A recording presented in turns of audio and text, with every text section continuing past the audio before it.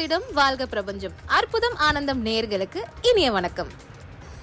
அற்புதம் ஆனந்தம் சேனல் நேயர்களுக்கு உங்கள் பிரபஞ்ச ஜோதிட ஆராய்ச்சியாளர் பாரம்பரிய வைத்தியர் உங்கள் ராஜசூரியன். அற்புதம் ஆனந்தம் மெய்யன்பர்களே, வாழ்க்கையில் நம்முடைய உடல் நலம் உள்ள நலம் ரெண்டுமே சிறப்பாக இருந்தால் தான் நம்ம எந்த ஒரு காரியத்தையும் செய்ய முடியும். அப்படி பார்க்கும்போது நரம்பு எலும்பு இதெல்லாம் திடகாத்திரமாக இருக்கணும் அப்படின்னா என்ன மாதிரி உணவுகளை மேற்கொள்வது? இதுதான் நரம்பு சம்பந்தமான எல்லா தொல்லையும் எப்படி தீரும்னா, வயிறு சம்பந்தமான தொல்லை தீர்ந்தால் உடம்புல எல்லா தொல்லைகளும் தீரும். அப்போ என்ன மாதிரி உணவுகளை மேற்கொள்ளும் பொழுது நரம்பு எலும்பு ஸ்திரத்தன்மை பெறும் அப்படின்னு நீங்கள் கேட்டிங்கன்னா, அதுக்கான உணவுகள் பிரண்டை இருக்குது பார்த்தீங்களா, பிரண்டை தொக்கு செஞ்சு வச்சுக்கணும். ரெகுலராக சாப்பாட்டில் யூஸ் பண்ணணும். அதே மாதிரி பிரண்டை சட்னி வாரத்தில் 3 நாளாவது கண்டிப்பாக யூஸ் பண்ணணும். யூஸ் பண்ணிங்கன்னா வயிறு சம்பந்தமான தொல்லைகள் தீரும், வயிற்றில் இருக்கக்கூடிய கழிவுகள் அகலும். அதில் காய்கறிகளில் நான் சொல்கிறது என்னென்னா, முக்கியமாக நார் சத்துள்ள காய்களை அதிகப்படுத்தணும்.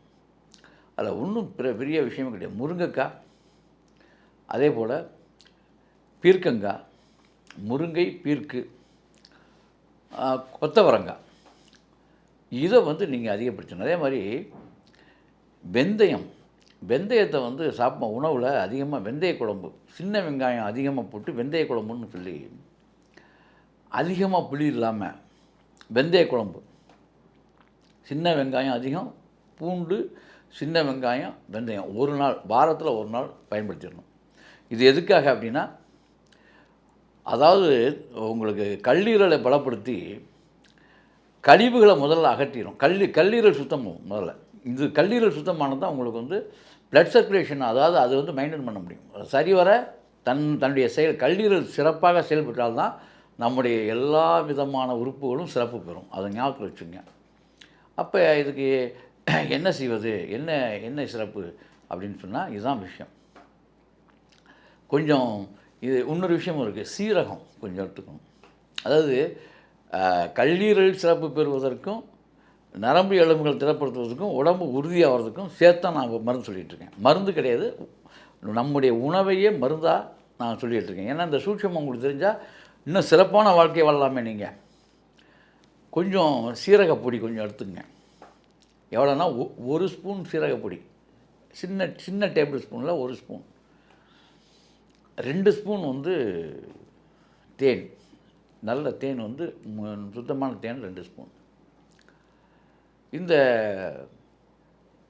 இதில் லெமன், எலுமிச்சம்பழம் அரைப்பழம் எலுமிச்சம்பழம். இதில் 100 ml தண்ணி, வெந்நீர், இதில் கலக்கிறது நல்லா. சீரகப்பொடி, எலுமிச்சம்பழம், அரைப்பழம் பிழிஞ்சிடணும். எலுமிச்சம்பழம், 2 ஸ்பூன் சீரகப்பொடி, 2 தேவையான அளவு தேன் சுகர் கம்ப்ளைண்ட் உள்ளவங்க 2 ஸ்பூன் போதும். மற்றவங்க நிறையா ஊற்றிக்கலாம், தப்பில்லை. ஊற்றி 100 ml வெந்நீரில் நல்லா கலந்து வெறும் வயிற்றில் குடிக்கணும். வெறும் வயிற்றில் நீங்கள் குடிச்சிட்டு வந்தீங்கன்னா கல்லீரல் மேம்படும். கல்லீரலில் உள்ள பிரச்சனைகள் தீர்ந்து கல்லீரல் உள்ள கழிவுகள்லாம் வெளியாகிடும். அது ரொம்ப சிறப்பு. இது போட்டுட்டு இதை குடிச்சிக்கிட்டே என்ன செய்யணும், இதோடு விட்டுறக்கூடாது. இதோடைய துணை மருந்துனா துணை உணவு என்ன அப்படின்னா, வெந்தய பொடி கொஞ்சம் வச்சுக்கணும். வெந்தய குழம்பு அன்றைக்கி வச்சுருந்தீங்கன்னா பிரச்சனை இல்லை. இல்லாட்டி வெந்தய பொடி கொஞ்சம், அதாவது வெந்தயத்தை பொடி பண்ணி வச்சுக்கோங்க. ஒரு 1/2 ஸ்பூன் எடுத்து வாயில் போட்டு இதை சாப்பிட்டு 1/2 ஸ்பூன் வாயில் வெந்தய பொடி போட்டு தண்ணி குடிச்சிருங்க. அதாவது வெந்நீர் குடிச்சிருங்க. இதை குடிச்சிட்டிங்கனால 1 ஸ்பூன் கூட போடலாம், தப்பே கிடையாது. அது சுகர் கம்ப்ளைண்ட்லாம் 1.5 ஸ்பூன் கூட சாப்பிட்லாம். வெந்தய பொடி போட்டு தண்ணி குடிச்சிடணும். தண்ணி குடிச்சிட்டு ஒரு 2 மணி நேரம் நீங்கள் ஃப்ரீயாக விட்டுறணும். ஃப்ரீயாக விட்டிங்கன்னா உங்கள் கல்லீரல் தூய்மையாகவும் சுத்தமாகவும் பலப்படும். கல்லீரல் தூய்மையான தான் நீங்கள் சாப்பிட்ற உணவெல்லாம் அதில் இருக்க விட்டமின்ஸை கல்லீரல் தான் வாங்கி பிளட்டை உருவாக்குது.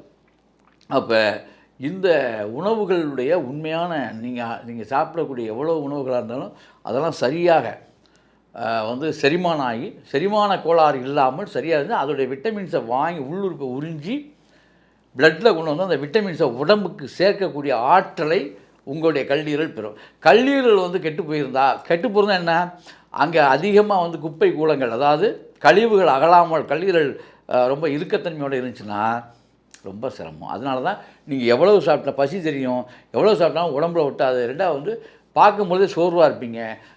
அந்த அதாவது பார்த்தாலே ஒருத்தர் புரிஞ்சுக்கலாம், ரொம்ப இவர் வந்து ரொம்ப ஆரோக்கியமாக இருக்கார், இவர் ஆரோக்கியமாக இல்லை அப்படிங்கிறத பார்க்கும் பொழுதே புரிந்து கொள்ளலாம். அப்போ இந்த மாதிரி அந்த சுறுசுறுப்பு, அந்த வேகம், அந்த உத்வேகம் இதெல்லாம் வர்றதுக்கு என்னென்னா கல்லீரல் சிறப்பாக இயங்கணும். அந்த கல்லீரல் சிறப்பாக இயங்க நான் சொன்னதை நீங்கள் பயன்படுத்தி உங்களுடைய வாழ்விலே மறுமலர்ச்சியோட, எப்பொழுதுமே மலர்ச்சியோட, மகிழ்ச்சியோட வாழ எல்லாம் வல்ல பிரபஞ்சத்தை வேண்டி விடைபெறுகிறேன். அற்புதம், ஆனந்தம்.